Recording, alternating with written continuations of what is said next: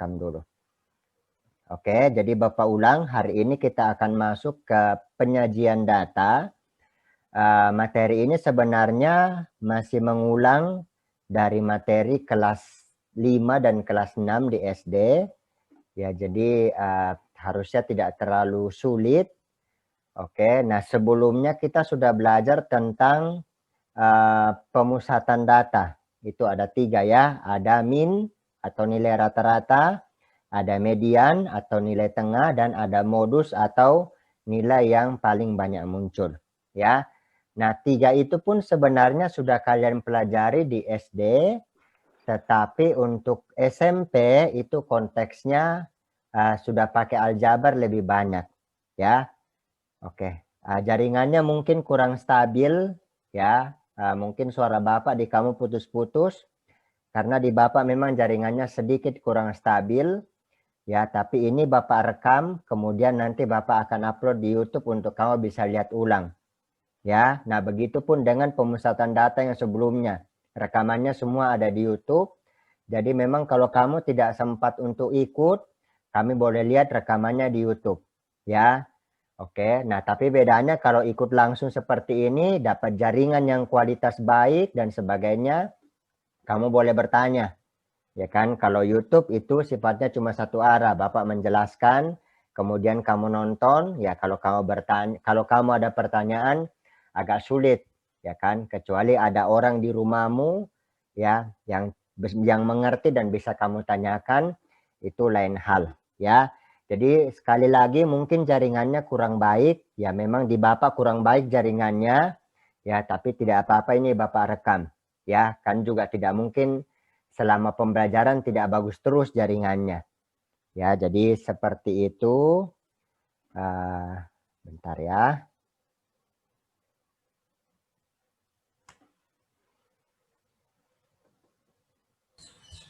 Oke. Bapak coba share screen dulu.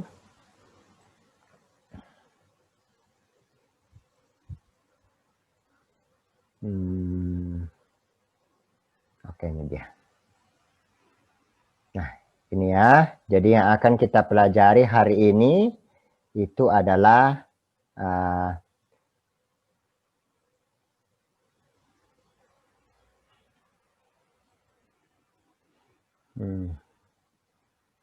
bentar.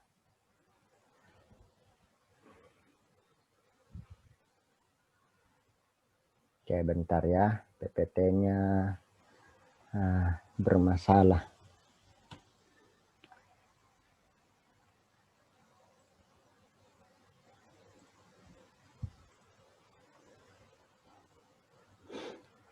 Oke, sebentar ya. Bapak stop dulu share-nya.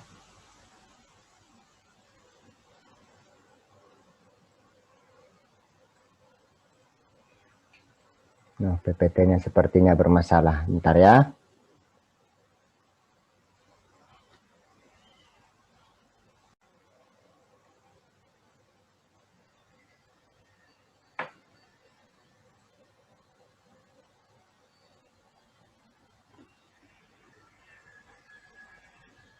Oke, ini dia ya. Jadi hari ini kita akan belajar tentang menyajikan data dalam bentuk diagram atau gambar ya. Ada 4 yang kita pelajari untuk di di tingkat kalian ya. Ada piktogram, ada diagram lingkaran, kemudian ada namanya diagram batang, ada namanya diagram garis ya. Nah, apakah cuma 4 ini? Ya, jawabannya tidak ya. Nanti kalau kamu SMA, kamu akan belajar lagi namanya histogram dan poligon. Oke. Kemudian ada namanya diagram batang daun ya. Tetapi untuk yang itu Bapak belum jelaskan di sini karena nanti mau masuk lagi di ukuran penyebaran data namanya. Nah, baru itu ada digunakan diagram batang daun ya. Jadi ada beberapa jenis diagram. Nah, tetapi ini yang paling sering kamu temui ya. Nah, selain dengan menyajikan diagram seperti ini ya, nah untuk menyajikan data juga bisa digunakan tabel distribusi frekuensi. Ya. Oke, ini dia. Nah, ini dia ya. Jadi ini sudah sering kita lihat soal-soalnya yang seperti ini dibuat dalam bentuk tabel. Ya, jadi ini 67, yang dapat 67 itu 2 orang, dan seterusnya yang dapat 77 itu 1 orang. Ya, jadi ini namanya tabel distribusi frekuensi.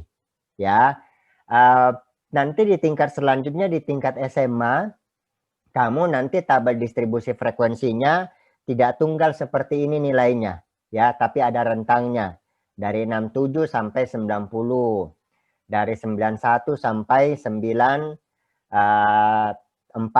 dan seterusnya. Ya, jadi nanti kamu seiring bertambah naik kelas juga nanti akan tabel distribusi frekuensinya juga akan semakin kompleks ya. Jadi seperti itu. Nah, tapi nanti itu kita belakangan lihat ya, nanti Bapak juga akan sesuaikan di apakah materi itu perlu kamu pelajari atau tidak untuk saat ini ya. Nah, kita akan lihat satu persatu dari 4 yang tadi ya. Kayaknya yang 3 di bawah sudah cukup familiar bagi kamu ya, diagram lingkaran, diagram batang, dan diagram garis ya. Mungkin piktogram ya, mungkin ada yang baru pertama kali ini dengar ya, mungkin sebelumnya sudah pernah dengar ya, tetapi piktogram itu bukan sesuatu yang saya yakin cukup familiar buat kamu ya, karena memang jarang penyajian data disajikan dalam bentuk piktogram. Nah, kita lihat apa itu piktogram. Jadi piktogram itu adalah penyajian data dengan menggunakan gambar ya, untuk mewakili jumlah objek yang dibicarakan. Ya, jadi dia mirip kayak tabel distribusi frekuensi, tapi ini dia menggunakan gambar. Nah, gambar yang digunakan biasanya disesuaikan dengan objeknya. Jadi itu piktogram. Nah, contohnya piktogram ini seperti ini. Jadi diketahui penjualan mobil suatu pabrik selama bulan Maret 2008 sampai Juli 2008 seperti ini. Nah, ini namanya piktogram. Jadi dia disajikan dalam bentuk gambar atau dalam bentuk simbol. Oke ya. Dan simbol-simbol ini pasti ada artinya ya. Karena dia ini menunjukkan banyak mobil, maka simbol yang digunakan adalah simbol mobil. Ya. Kalau dia motor, maka mungkin simbol yang digunakan simbol motor. Oke. Kalau dia HP misalkan, maka mungkin simbolnya adalah HP. Ya. Nah, kemudian di bulan Maret ini ada 3 mobil. Ya, tentu saja ini bukan 3 buah mobil karena ada artinya, ini lambang ini mirip kayak aljabar. Ya, simbol ini punya arti di mana 3 mobil ini itu menyatakan 150 unit. Ya, jadi 3 gambar mobil ini itu jumlahnya 150 buah mobil.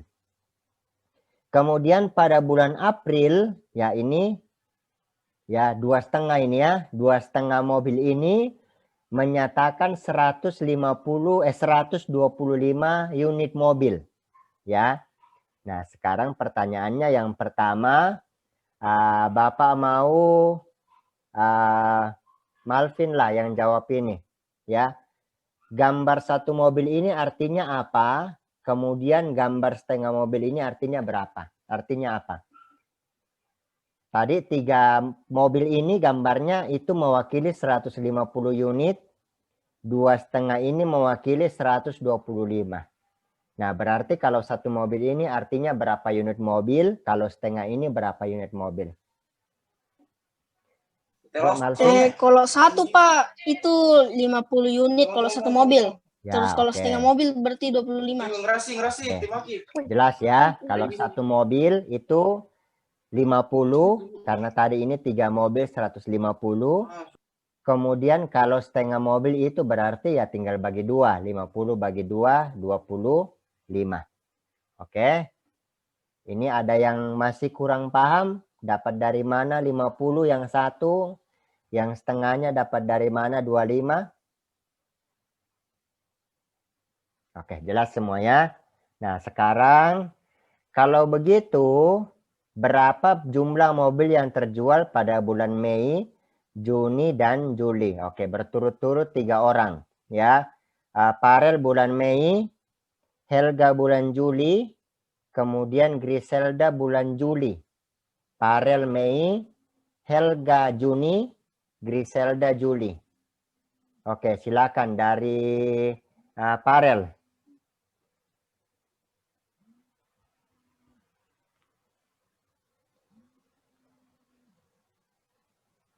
Boleh nyalakan mikrofonmu.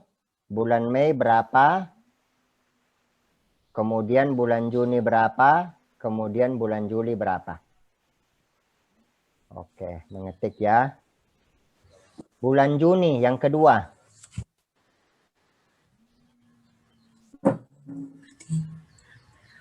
Kalau bulan Mei 200, Pak. Oke, 200. Karena dia 4 mobil ya. Jadi tinggal 4 kali 50. Oke, Helga sepertinya ketik. Ya, oke. Bulan Juni Helga berapa?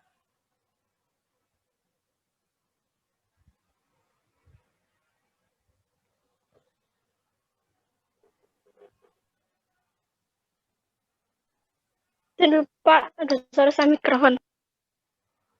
Berapa ini? Berapa unit?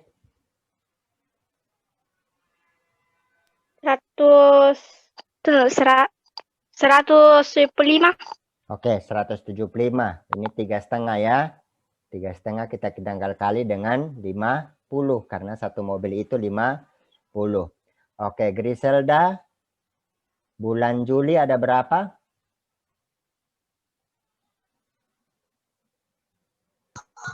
Rp225, Pak.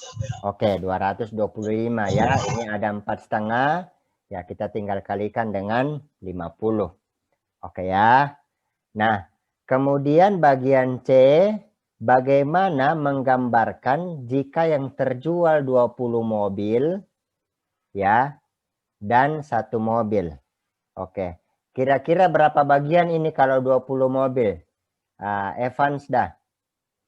Kalau yang terjual 20 mobil, berapa bagian mobil yang harus digambarkan? Kan tadi kalau setengah itu 25. Toh setengah bagian mobil, kalau 25 mobil itu setengah bagian. Nah, kalau 20 mobil, berapa bagian? Tunggu, Pak, saya cakar. Pecahan boleh, desimal boleh ya.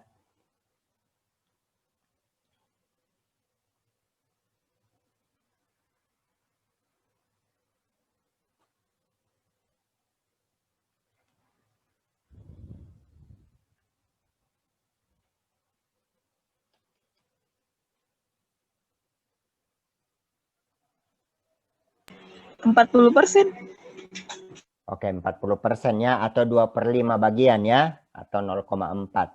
Oke, kalau Malvin, satu mobil berarti berapa bagian?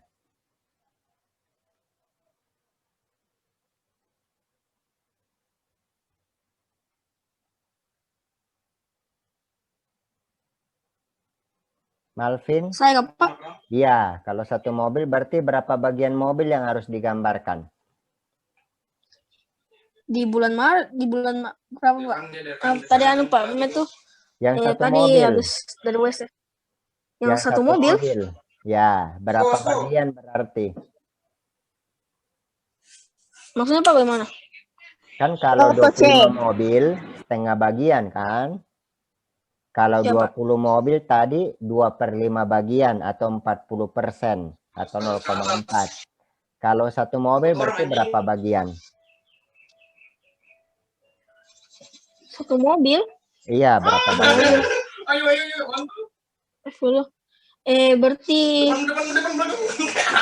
Berarti 2/100. Oke, atau 1/50 bagian ya. Oke, Ya, atau 0,02 ya, 2%. Oke. Ya. Nah, kira-kira gampang nggak kita gambarkan kalau yang terjual angkanya sudah seperti ini, 20 atau 5 atau 10 atau 60, lebih mudah nggak kita gambarkan? Malvin deh jawab. Lebih mudah atau tidak? Kalau saya rasa tidak, Pak. Gara-gara Ya, pasti tidak lebih mudah ya.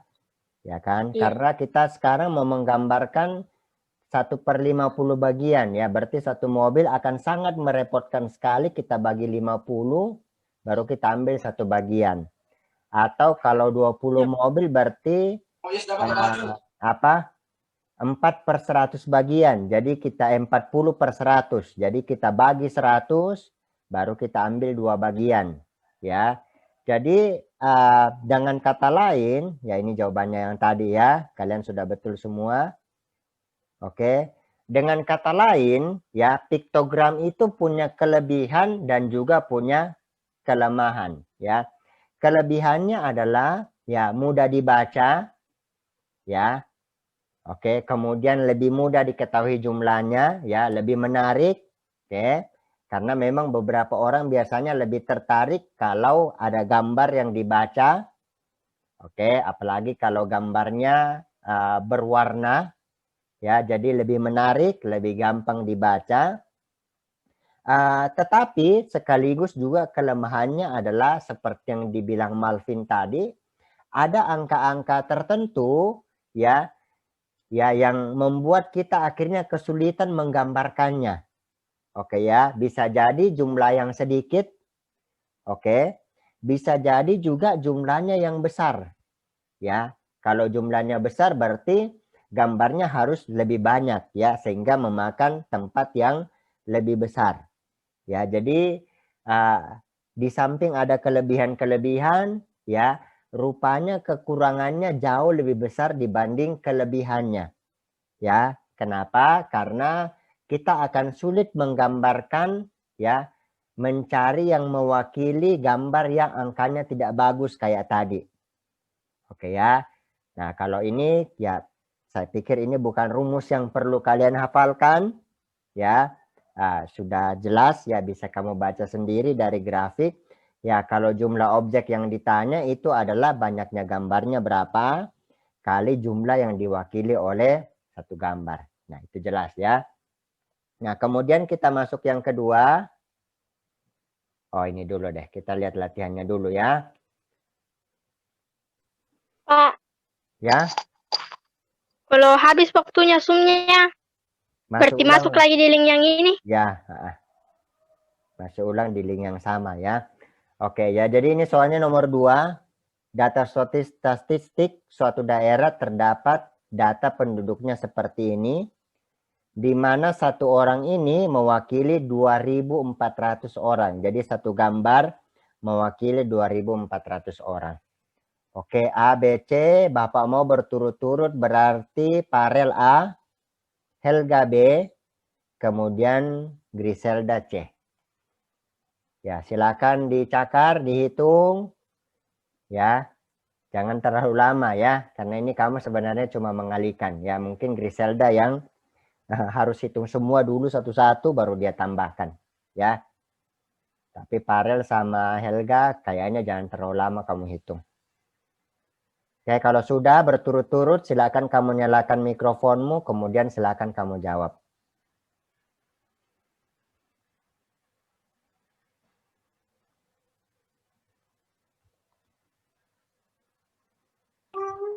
Pak, berarti di jumlah dari yang nomor 1 sampai 4. Iya.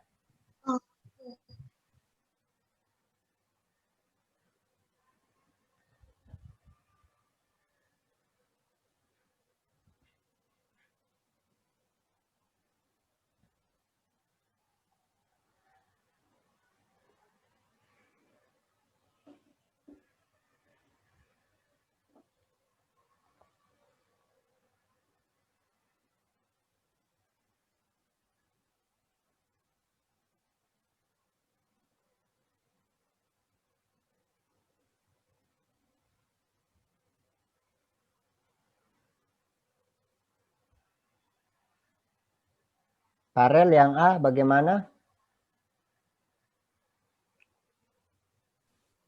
Berapa orang, Parel?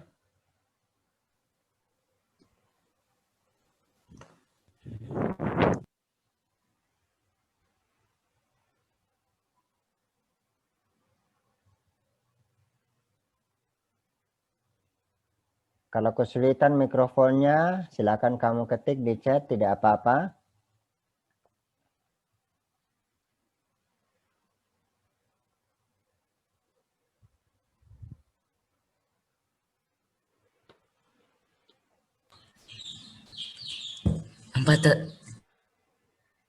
Berapa?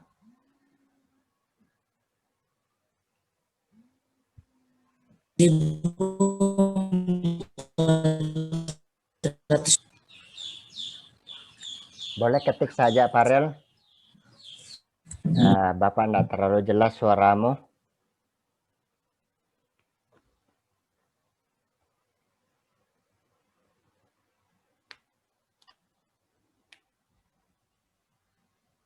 Ketik saja berapa?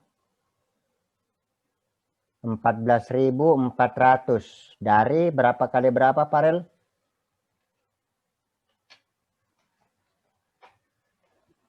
14.400 itu dapat dari berapa kali berapa?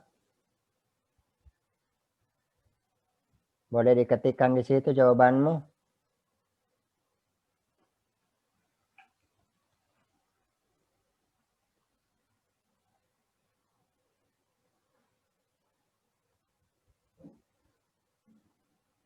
Oke, dari 6. 6 kayak 0 sampai 5 tahun.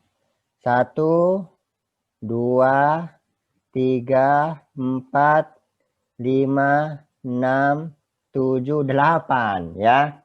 Teliti ya, berarti harusnya 8 kali 2.400. Oke, next ya. Nanti kita lihat pembahasannya. Bagian B, Helga berapa? 30.000 saya, Pak. Oke, dari mana? Dari berapa kali berapa? Dari itu kan apa namanya? 12 kan itu ada 12 sekali dengan 2.400. Terus itu yang sisanya nanti 2.400-nya saya bagi 2. Habis itu sisa ditambah.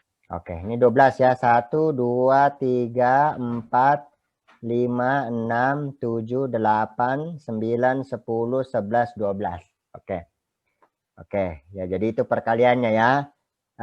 Griselda, berapa total semuanya?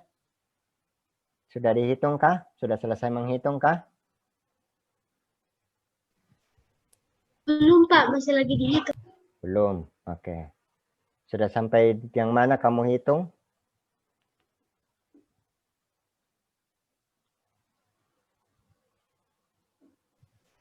Enggak, yang dari 1 sampai. Oh iya, oke.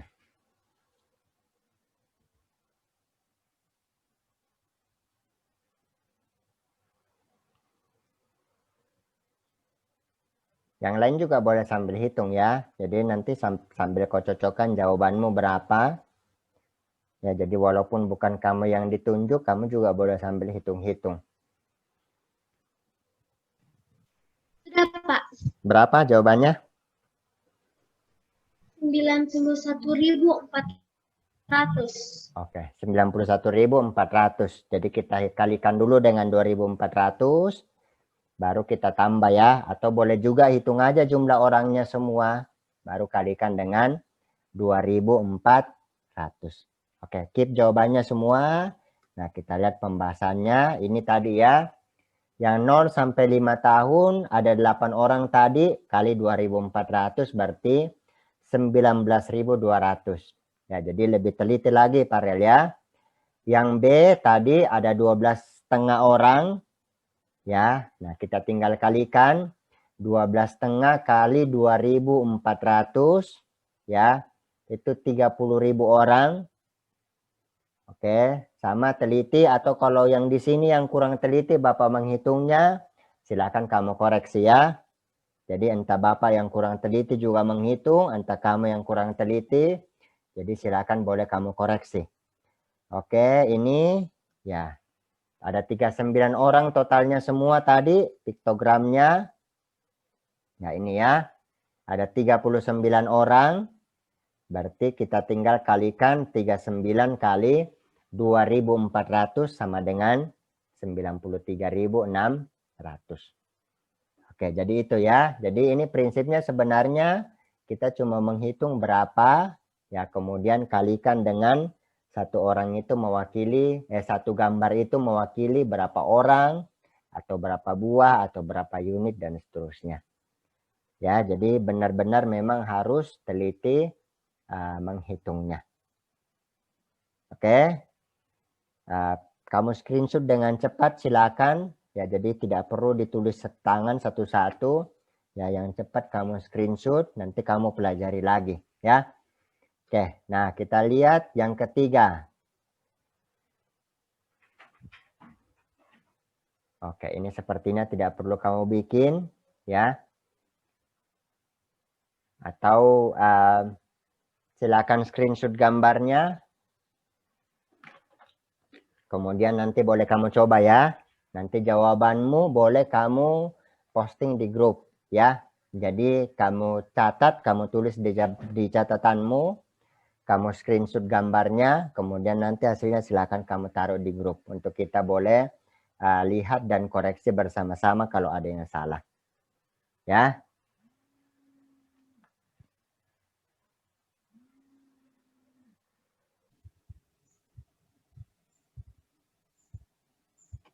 Oke, yang berikut ada diagram lingkaran. Ya, apa itu diagram lingkaran? Diagram lingkaran adalah penyajian data. Nih, kata kuncinya penyajian data dalam bentuk juring lingkaran. Oke ya. Nah, apa itu juring lingkaran? Nah, juring lingkaran itu seperti ini.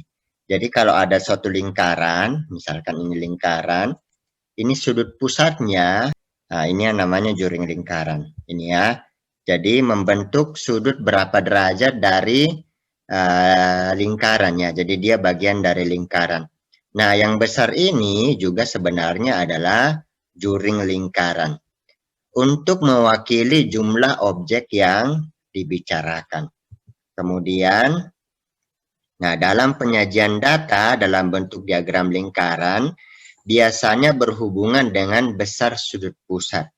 Ya, nah kita ingat sudut satu lingkaran ini, ya kan, itu besarnya 360 derajat. Ya, biasanya berkaitan dengan berapa besarnya sudut juring ini. Ya, oke, kita lihat contohnya. Jadi diketahui suatu kelas banyak siswa ada 36 orang, dengan jumlah laki-laki sebanyak 12 orang. Kita disuruh membuat diagram lingkaran untuk menunjukkan laki-laki dan perempuan. Nah, kita tidak akan bikin diagram lingkarannya. Kenapa? Karena kita terbatas, kita tidak punya jangka, dan kita tidak punya busur derajat. Ya, tetapi paling enggak kita bisa menentukan dulu berapa besar sudut pusatnya. Oke ya. Nah, kita ketahui jumlah sudutnya 360 derajat. Oke, sehingga kita bisa tentukan besar sudut untuk laki-lakinya, ya kan? Laki-lakinya jumlahnya berapa? 12 orang. Oke, sehingga besar sudutnya adalah jumlah siswa laki-laki 12 dibagi jumlah siswa dalam kelas itu 36. Ya kan? Kita tinggal kali dengan sudut satu lingkaran 360 derajat. Nah, sudah kita sederhanakan, ini 36 dengan 360 boleh, ini 1, ini 10 ya. Sehingga kita dapat 12 kali 10 sama dengan 120 derajat. Nah, itu sudut pusat untuk siswa yang laki-laki. Oke, kemudian yang perempuan berapa? Ya, nah bisa kita hitung juga dengan perbandingan seperti ini, tetapi bisa juga kita langsung mengurangi ya. Oh, sudut satu lingkaran itu 360, ya kan? Dikurang yang laki-lakinya 120 derajat tadi, ya kan? Oh, sehingga yang perempuan sama dengan berapa ini? 360 kurang 120 sama dengan 240. derajat. Ya, jadi itu ya. Nah, nanti kalau kita punya busur derajat dan jangka, ya berarti kalian tinggal bikin lingkaran dengan jangka. Kemudian sudah kalian ukur sudutnya dengan busur derajat. Yang laki-laki besarnya 120 derajat di sini. Yang perempuan di sini besarnya 240 derajat. Oke, demikian untuk cara menggambar diagram lingkaran. Ya, jadi ingat tentukan dulu sudut pusatnya, kemudian kita boleh gambarkan setelah itu dengan jangka dan busur derajat. Nah, kemudian yang kedua, kelompok siswa disuruh memilih satu dari mata pelajaran matematika, IPA, dan IPS. Yang paling, jadi ada 3 pelajaran ya. IPA, matematika, IPA, dan IPS yang paling disukai. Ternyata hasilnya adalah seperti ditunjukkan pada diagram lingkaran berikut. Ya. Nah, diketahui jumlah siswa yang memilih IPS itu ada 12 orang. Ya. Jadi yang 72 derajat ini itu 12 orang. Kita disuruh menentukan berapa jumlah siswa seluruhnya. Kemudian jumlah siswa yang memilih IPA berapa. Kemudian jumlah siswa yang suka matematika berapa. Ya, kita belum tahu berapa besar sudutnya yang suka matematika ini. Ya kan?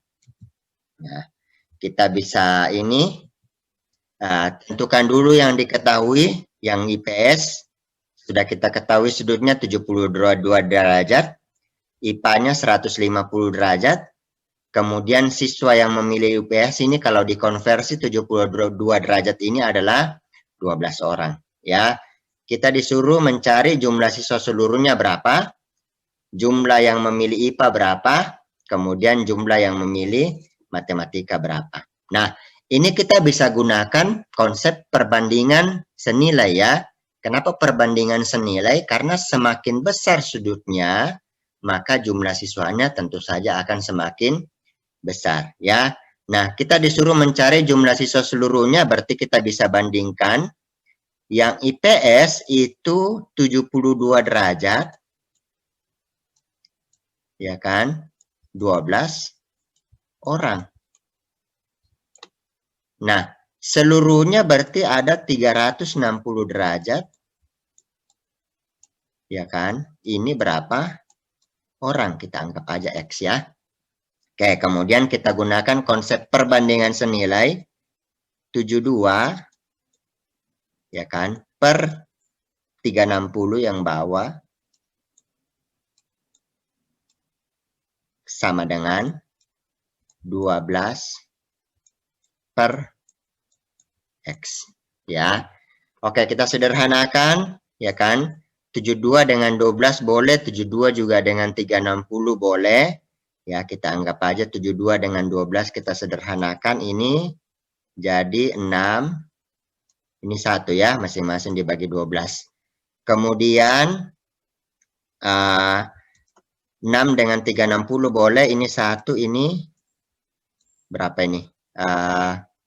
60 ya. Oke, sehingga kita kali silang X kali 1 itu X sama dengan 60 kali 1, 60. Oke, jadi jumlah siswa yang suka matematika adalah, jumlah siswa seluruhnya dalam kelas itu adalah 60. Siswa seluruhnya dalam kelas itu. Oke, kemudian yang suka IPA bagaimana? Nah, tetap kita juga bisa gunakan konsep perbandingan senilai ya. Jadi tetap bandingkan dengan yang IPS ya. Yang IPS itu 72 derajat itu dikonversi menjadi 12 orang. Nah, sekarang kalau dia 150 derajat ya kan, itu berapa orang? X orang ya. Oke, kita tinggal bandingkan. Ini 72 per 150 sama dengan 12 per X. Oke ya, boleh kita sederhanakan 72 dengan 12. Ini 6. Ini 1 ya. Oke, 6 juga dengan 150 juga boleh kita sederhanakan ya. Kita pelan-pelan boleh kita bagi 3 dulu. Ini 2. Ini 150 bagi 3 itu 50. Baru kita sederhanakan lagi. Ini 1, ini 2, 5 ya. Oke, kita kali silang. X kali 1. X sama dengan 25 kali 1, 25.